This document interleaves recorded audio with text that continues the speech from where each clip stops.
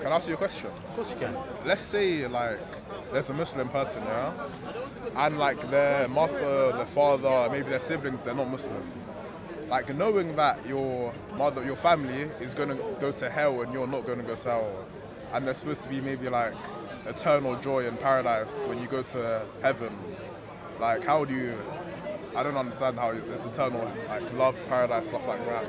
Knowing Yeah. your family's in hell. Yeah. No, I get that. That is something that really kind of boggles the minds of people, but it's especially in Islam, like it's not as simplistic as that.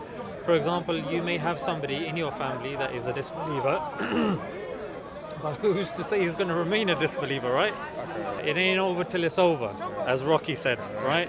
So similarly over here as well, that's number one. Like you don't know what's going to happen. Maybe they might come back again. Or number two, we as Muslims, we believe that if someone has been given the message of Islam, and that message of Islam has been given in its proper form, and it makes sense to the person, and they accept it, like, okay, it makes sense, and then they actively reject it. It's only in that situation and scenario that a person will go to the hellfire. For example, let's just say I'm speaking to somebody, right?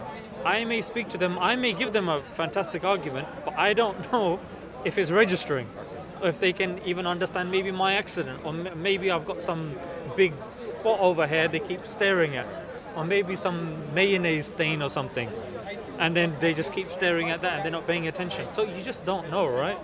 So this only makes sense if someone is given the message, they digest it, it makes sense to them, they believe it, but then now they're rejecting it just for culture, or there's no real substantial reason for them to reject it, but they reject it. In that situation, yeah. We don't believe that, just because somebody disbelieves, that's it, their fate is sealed from this day forth. Absolutely not.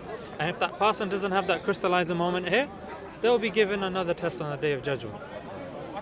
So yeah, people simplify this point. And because it might be the case in Christianity, they superimpose that to Islam, but it's not the case in Islam. And Islam is different. Okay, thank you.